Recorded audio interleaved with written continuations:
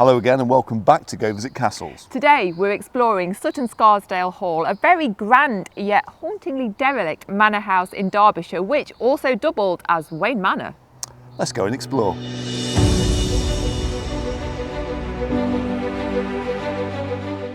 There's been a hall at Sutton Scarsdale since Saxon times, when it was owned by Wulfric Spot, an Anglo-Saxon nobleman.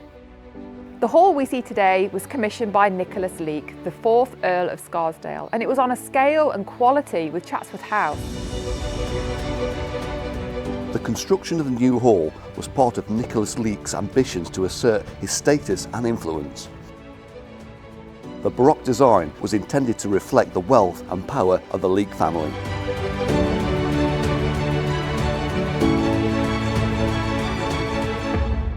But the prestige and grandeur didn't last long because the family's fortunes declined, mainly because they'd really underestimated the costs involved in building a property like this, and the hall had to be sold. In 1824, it was purchased by Richard Arkwright, son of the famed industrialist Sir Richard Arkwright.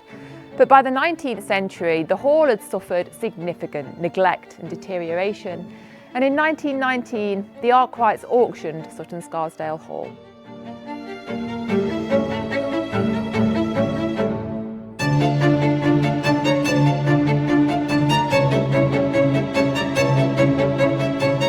The estate was bought by a group of asset strippers who stripped the house, even removing the roof.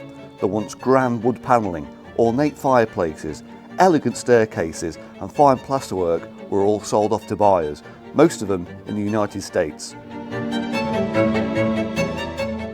Various parts of the hall can still be seen in the US. The dining room panelling and fireplaces can still be seen in the Philadelphia Museum of Fine Art in a recreation of an 18th century English room, although not your typical 18th century English room because we didn't all have manor houses.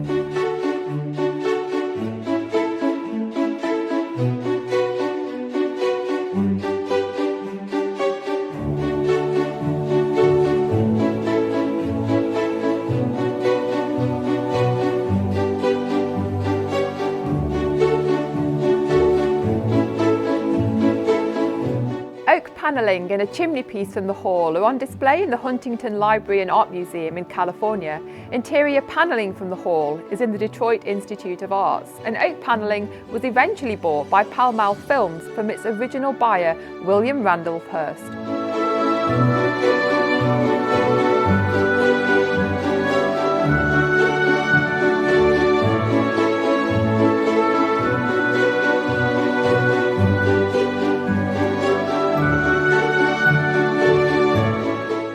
What was once a richly decorated and grand house is now just a shell of its former glory.